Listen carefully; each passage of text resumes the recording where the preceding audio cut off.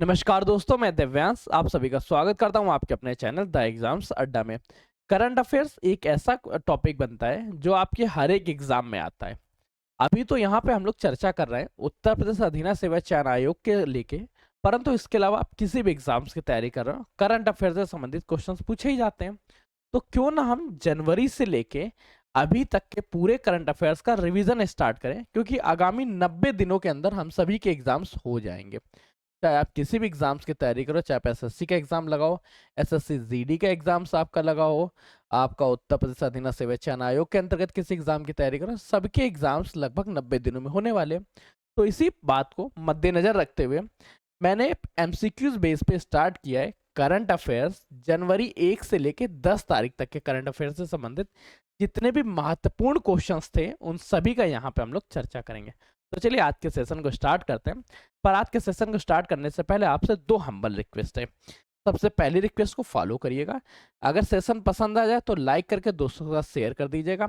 Channel पर नया channel को सब्सक्राइब कर लीजिएगा, क्योंकि आपका एक सब्सक्रिप्शन हमारे लिए मोटिवेशन का और आपका सिलेक्शन के प्रति एक नया कदम होता है।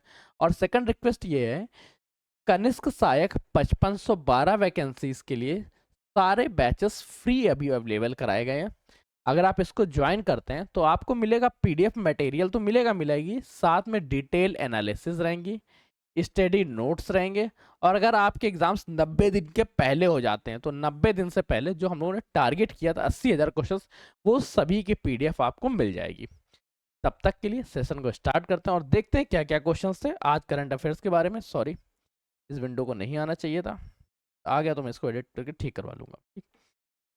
देखिए, पहला क्वेश्चन है जो आपसे पूछना चाहता है। 1 जनवरी 2024 को 5 देश ब्रिक्स के नए सदस्य बने। अब वो 5 कौन से देश थे जो ब्रिक्स के सदस्य बनते हैं? 4 ऑप्शंस आपको दिया गया है: मिस्र, इथोपिया, ईरान, सऊदी अरब, यूएई। अब देखो, सबसे पहले देख लेते हैं ब्रिक्स है क्या, ये कौन सी बला है, इसको क्यों हम लोग याद रखें। देखिए, ब्रिक्स का अगर फुल फॉर्म देखें, बी से क्या होता है? बी से ब्राजील, आर से रसिया, आई से इंडिया, सी से चाइना, एस से क्या हुआ? Saudi Africa.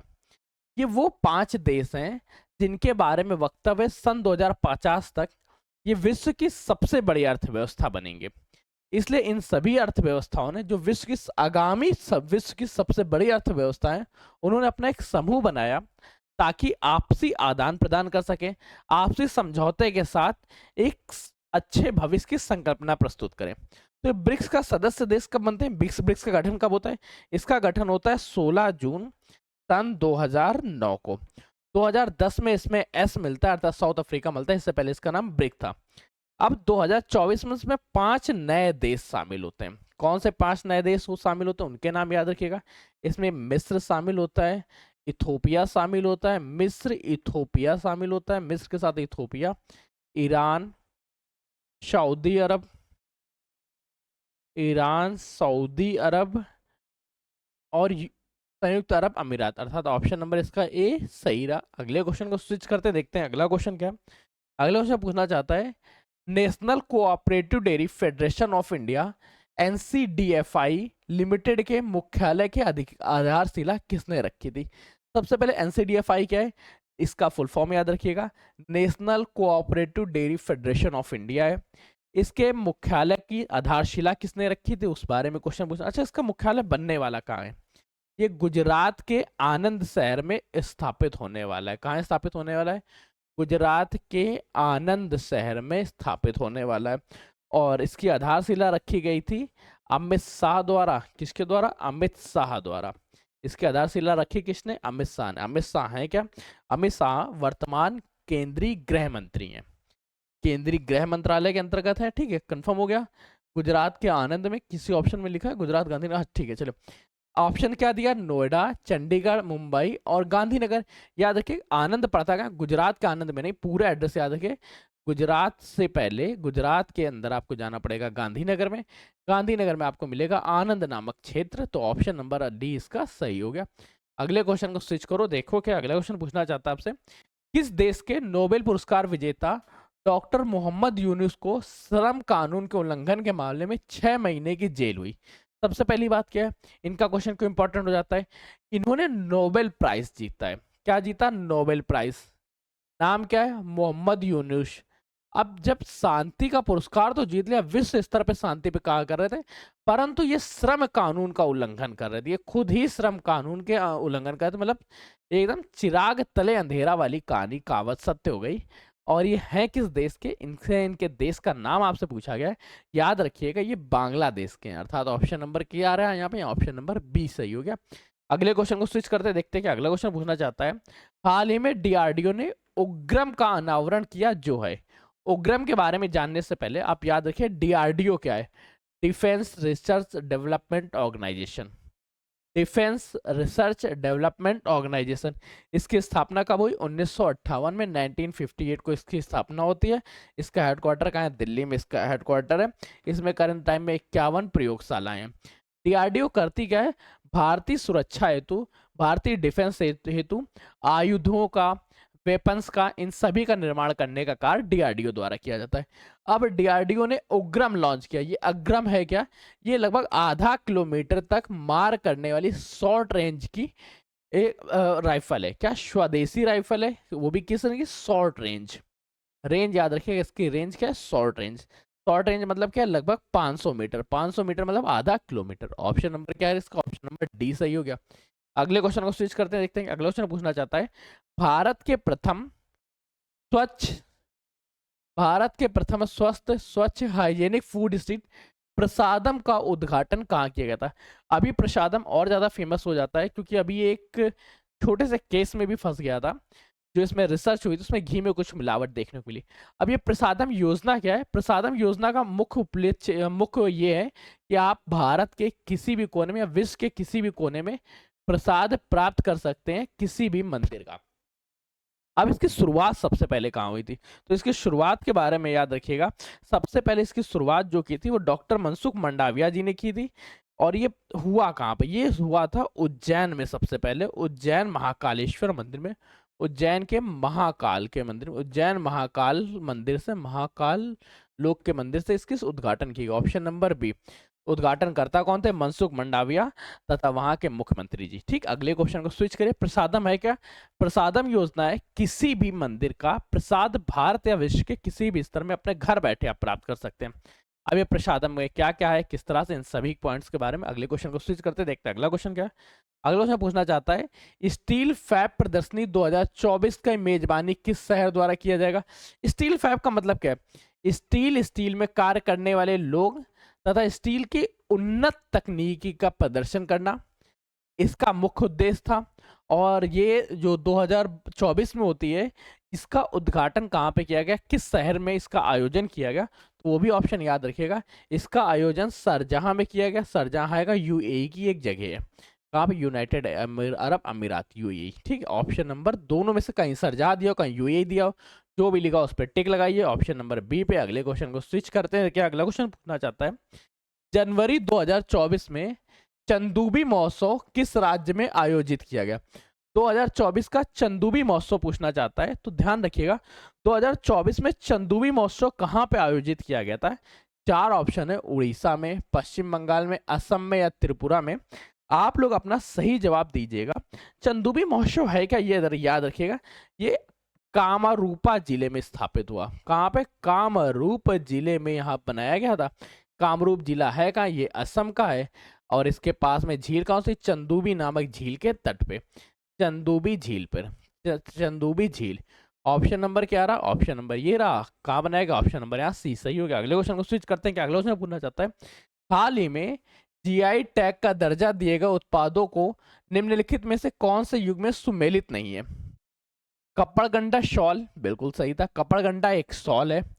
लौंजिया शौरा चित्रकारी है, लौंजिया शौर्या नाम के चित्रकारी को भी जीआई टैग मिला है। ढेकनाल मगजी चावल, ये गलत हो गया। नयागंज कांतिपुरी बॉगन, अर्थात ऑप्शन नंबर यहाँ सी सही हो गया। अगले क्वेश्चन को स्विच करते हैं। अगला क्वेश्चन क्या पूछ रहा है? अगला क्वेश्चन आपसे पूछना चाहता है मधुरता के साथ, और क्वेश्चन है 4 स्टार्स ऑफ डेस्टिनी किनका संस्मरण है? 4 स्टार्स ऑफ डेस्टिनी किसके संस्मरण है? मनोज मुकुंद नारावणे की, या दलवीर सिंह सुहाग जी की, विक्रम सिंह की, या वेद प्रकाश मलिक जी की। याद रखिएगा 4 स्टार्स फॉर डेस्टिनी ये लिखी गई है, ये संस्मरण है जनरल पूर्व जनरल मनोज मुकुंद नरावणे जी की, मनोज मुकुंद मुकुंद नरवणे जी की। ऑप्शन नंबर क्या आ रहा है इसका? ऑप्शन नंबर ए सही हो गया। अगले क्वेश्चन को स्विच करिए, देखते हैं अगला क्वेश्चन क्या है। अगला क्वेश्चन पूछना चाहता है कुवेम्बे राष्ट्रीय पुरस्कार 2023 किस क्षेत्र में दिया गया था? कुवेम्पू राष्ट्रीय पुरस्कार के बारे में पूछ रहा है। कुवेम्पू राष्ट्रीय पुरस्कार मिलता कब? लास्ट दिसंबर में मिला था। ये किस क्षेत्र में दिया जाता है? चार ऑप्शन दिए जा रहे हैं। कृषि के क्षेत्र में, पत्रकारिता के क्षेत्र में, पर्यावरण संरक्षण, साहित्य। याद रखिएगा कुवेम्पू पुरस्कार जो था ये इस बार मिलता है एक बंगाली लेखक को। इसको मिलता है बंगाली साहित्य लेखक, बंगाली साहित्य लेखक। इनका नाम याद रखिएगा क्योंकि इनके नाम से संबंधित भी याद रखिएगा। तीर्षेंदु मुकुंदोपाध्याय। क्या? तीर्षेंदु। मुझे बंगाली नाम बोलने में थोड़ी सी एरर होती है इसलिए याद रखिएगा, अगर कोई एरर करना हो कोई दिक्कत नहीं। मुखोपाध्याय जी को मिला था और ये मिलता किसी साहित्य के क्षेत्र में मिलता रहा था। तो ऑप्शन नंबर क्या रहा? इसका ऑप्शन नंबर डी सही रहा। अगले क्वेश्चन को स्विच करते हैं, देखते हैं। वाई भारत मैटर्स पुस्तक के लेखक कौन है? वाई भारत मैटर्स पुस्तक किसके द्वारा लिखी गई? चार ऑप्शन हैं। अश्विनी वैष्णव द्वारा, निर्मला सीतारमण द्वारा, एस जयशंकर द्वारा या पीयूष गोयल द्वारा। याद रखिएगा वाई भारत मैटर्स इस पुस्तक के लेखक एस जयशंकर जी हैं। कौन है? S Jaishankar. S Jaishankar. Option number क्या रहा? ऑप्शन नंबर इसका सी सही रहा। अगले क्वेश्चन को स्विच करते हैं। क्या अगला क्वेश्चन पूछना चाहता है भारत में आपसे? जनवरी 2024 में द बीच गेम्स का आयोजन कहाँ किया गया था? द बीच गेम का आयोजन कहाँ पे हुआ था? कदमत में, घोगला बीच में, केवलम में, ये बीच में या रूसीवंड। याद रखिएगा ये द बीच का जो आयोजन हुआ था ये दीव पे हुआ था, दमन दीव में हुआ था। दमन दीव में भी कहाँ पे? घोगला बीच पे, घोगला बीच में। इसमें 25 राज्यों ने सपोर्ट किया था, 25 राज्य पार्टिसिपेट करने आए थे। ऑप्शन नंबर क्या रहा इसका? ऑप्शन नंबर बी सही है। अगले क्वेश्चन को स्विच करते हैं, देखते हैं कि अगला क्वेश्चन पूछना चाहता है किस अस्पताल ने एक छत्र के नीचे टेस्ट की सुविधाएं प्रदान करने वाली अपनी ओपीडी ब्लॉक में भारत की पहली स्मार्ट लैब योजना शुरू की? भारत की पहली स्मार्ट लैब जो एक छत्र के नीचे सभी योजनाएं प्रोवाइड करा रही हैं वो है एम्स दिल्ली। किसके द्वारा? एम्स दिल्ली, अर्थात AIIMS new Delhi. Option number क्या रहा है इसका? AIIMS new Delhi. Option number 20 का सही रहा। देखिए हमारा जो उद्देश्य है वो ये कि आप सारे के सारे क्वेश्चंस को नोट करते चलें। इन सभी की पीडीएफ तो आपको प्रोवाइड कराई ही जाएगी, सारा स्टडी मटेरियल प्रोवाइड कराया जाएगा, पर जितना ज़्यादा आप करेंगे वो आपके बेनिफिट्स रहेगा। अगले क्वेश्चन को स्विच करते देखते हैं कि अगला क्वेश्चन पूछना चाहता है दुबई में क्लाइमेट कॉन्सर्ट में 140 भाषाओं में गाना गाने का विश्व रिकॉर्ड किसने बनाया? यह विश्व रिकॉर्ड सुचेता सतीश जी द्वारा बनाया गया। सुचेता सतीश। ऑप्शन नंबर किसी में है क्या? सुचेता सतीश जी ने बनाया था। ऑप्शन नंबर यहाँ पे डी रहा। अगले क्वेश्चन को स्विच करते हैं, देखते हैं अगला क्वेश्चन पूछ रहा है केंद्रीय शिक्षा मंत्रालय ने किन कक्षाओं के छात्रों के लिए प्रेरणा एक अनुभवात्मक शिक्षण कार्यक्रम। देखिए कार्यक्रम का नाम याद रखिएगा, बाकी घटना याद रखिए या ना याद रखिए कोई दिक्कत नहीं। घटना का नाम है प्रेरणा एक भवात्मक भवात्मक शिक्षण कार्यक्रम, भवात्मक शिक्षण कार्यक्रम। ठीक है, इसके बारे में आपसे पूछना चाहता है ये किस क्लास से किस क्लास तक इसमें है क्या? 10 मेल्स और 10 फीमेल्स को, 10 छात्र एवं 10 छात्राओं को कॉलेजेस से बुलाया जाएगा और उन्हें प्रैक्टिकल नॉलेज दी जाएगी। किस क्लास से किस क्लास तक? ये क्लास रहेगा 9 से लेकर 12th तक, अर्थात ऑप्शन नंबर क्या रहेगा? ऑप्शन नंबर इसका सी सही हो जाएगा। अगले क्वेश्चन को देखते हैं कि अगला क्वेश्चन पूछना चाहता है वेटलैंड्स पर रामसर कन्वेंशन के तहत वेटलैंड सिटी एक्रीडेशन WCA के लिए किन 3 भारतीय शहरों को नामित किया गया है? किन 3 नए रामसर साइटों का नामांकन किया गया है? तो उनका भी नाम याद रख लीजिए, डायरेक्ट नाम ही याद कर लीजिए। इंदौर, भोपाल, उदयपुर। क्या याद रखना आपको? इंदौर, भोपाल, इंदौर, भोपाल, उदयपुर। ये 3 नाम याद हो गए तो फिर आपको कंफर्म हो गया, फिर तो आपसे गलत ही नहीं होगा। गलतियां आपसे गलतियां समाप्त हो गई, आपका काम बन गया। अगले क्वेश्चन स्विच करते हैं। प्रधानमंत्री ने 3 जनवरी 2024 को कहां पे लो टेम्परेचर थर्मल डेस्टिनेशन संयंत्र का उद्घाटन किया है? लो टेम्परेचर थर्मल डेस्टिनेशन संयंत्र का कहां पे उद्घाटन किया गया है? क्या इसका उद्घाटन कावरत्ती में किया गया है, या आगाती में किया गया है, या आमनी या कदमपल में किया गया है? 4 ऑप्शन दिए गए हैं। आप लोगों को अगर जवाब पता है तो उसका जवाब दीजिए। मेरा पेन डिस्चार्ज हो गया, मैं जब तक पेन को थोड़ा सा चार्ज कर लेता हूँ। अच्छा चलिए, जब तक थोड़ी सी बात कर लेते हैं, जब तक पेन 1 सेकंड के लिए चार्ज हो रहा है। देखिए, एक बात ध्यान रखिएगा कि जो हमारा मुख्य लक्ष्य है कि हमें सिलेक्शन लेना है, आप लोगों को सिलेक्शन लेना है। तो अब ये सिलेक्शन के परिप्रेक्ष्य में सबसे ज़्यादा इंपॉर्टेंट काम ये पड़ेगा कि अभी जितनी भी अराजक तत्व आपके साथ चल रहे हैं, थोड़ा सा उनसे एलिमिनेट होइएगा, खुद को एलिमिनेट तत्वों की श्रेणी में रखिएगा और सबका एक बार रिवीजन करते जाइएगा। देखिए, मैं आपको अगर अपनी स्ट्रेटजी बताऊं जिसके आधार पर मैंने अभी सिलेक्शन लिया है, अभी कुछ दिन में योगी आदित्यनाथ जी से मिलन हो जाएगा। तो देखिए है क्या कि सप्ताह को आप 2 पार्ट्स में डिवाइड कर लिए, 7 दिन को, स्टार्टिंग के 3, लास्ट के 3। पहले दिन एक टेस्ट देना है, उसमें जितनी एरर आए उन पे काम करना है। अगले 2 दिन फिर टेस्ट देना है, फिर जो भी एरर्स आए उन पे काम करना है। तो आपने जब तक एरर सॉल्व नहीं करेंगे तब तक आपका सिलेक्शन दूभर हो जाएगा। तो एरर को दूर करते हुए पेन चार्ज हो चुका है, अगले क्वेश्चन को स्विच करते हैं, देखते हैं अगला क्वेश्चन क्या है। हाँ, इनफ हो गया कि आपका काम चल जाएगा। अगला क्वेश्चन है, किस राज्य सरकार ने मेरा गांव मेरी गली में मैं भी संवारू मिशन चालू किया है? मेरा गांव है, मेरी गली है, मैं ही इसे संभाल सकता हूं, या हरियाणा सरकार द्वारा जारी किया गया है? हरियाणा गवर्नमेंट द्वारा। अगर केंद्र सरकार के बारे में पूछ ले तो केंद्र सरकार ने मेरी गांव मेरी धरोहर योजना चलाई है। क्या नाम है? मेरा गांव मेरा धरोहर, या मेरी गांव मेरी धरोहर। धरोहर, ये भी ऑप्शन याद रखिएगा, ये केंद्र सरकार द्वारा जारी की गई। अगले क्वेश्चन को पढ़िए, हाटी समुदाय को किस राज्य में अनुसूचित जनजाति की सूची में जोड़ा गया है? हाटी समुदायों को हाल ही में प्रधानमंत्री नरेंद्र दामोदर मोदी जी की कैबिनेट ने नवंबर 2022, जहां तक मुझे याद है नवंबर 2022 में जोड़ने का आदेश दे दिया था, और 2023 लास्ट में इसको जोड़ा गया था। हिमाचल प्रदेश की ये समुदाय है। कहाँ का? हिमाचल प्रदेश का। ऑप्शन नंबर क्या याद रखिएगा? Option number B. अगले क्वेश्चन को स्विच करिए, देखते हैं अगला क्वेश्चन पूछना चाहता है, किस राज्य सरकार ने पोइला बोईशाख को राज्य दिवस के रूप में घोषित किया? पोइला बोईशाख है क्या? ये नौ फसल उगने की खुशी में मनाया जाता है। अब ये पोइला बोईशाख कहाँ का? पश्चिम बंगाल का है। कहाँ का है? पश्चिम बंगाल का। इसी के साथ ही पश्चिम बंगाल ने अपना राष्ट्र पक्षी भी घोषित किया, उसका भी नाम कमेंट करिए। अगले क्वेश्चन को स्विच करते हैं, क्या है? पश्चिम बंगाल ने बंगलार मटी बंगलार जोल गीत को राजकीय गीत घोषित किया है। इस गीत के लेखक कौन है? बंगलार माटी बंगलार गीत। इसका जो गायन होगा ये खड़े होके 1 मिनट 59 सेकंड में होगा। 1 मिनट 59 सेकंड में गाया जाएगा। और इसके जो लेखक हैं वो रविन्द्रनाथ टैगोर जी हैं। कौन है? रविंद्रनाथ टैगोर। रविंद्रनाथ टैगोर। ऑप्शन नंबर क्या रहा? Option number Tagore. ठीक है, मैं सही से लिख देता हूँ, पेन कम डिस्चार्ज है और चार्ज है। Option number D. अगले क्वेश्चन स्विच करते हैं, किस देश ने हिम तेंदुओं को अपना राष्ट्रीय प्रतीक की चिन्ह बनाया है? हिम तेंदुए को राष्ट्रीय प्रतीक बनाने वाला देश किर्गिस्तान के नाम से जाना जाता है। किस नाम से?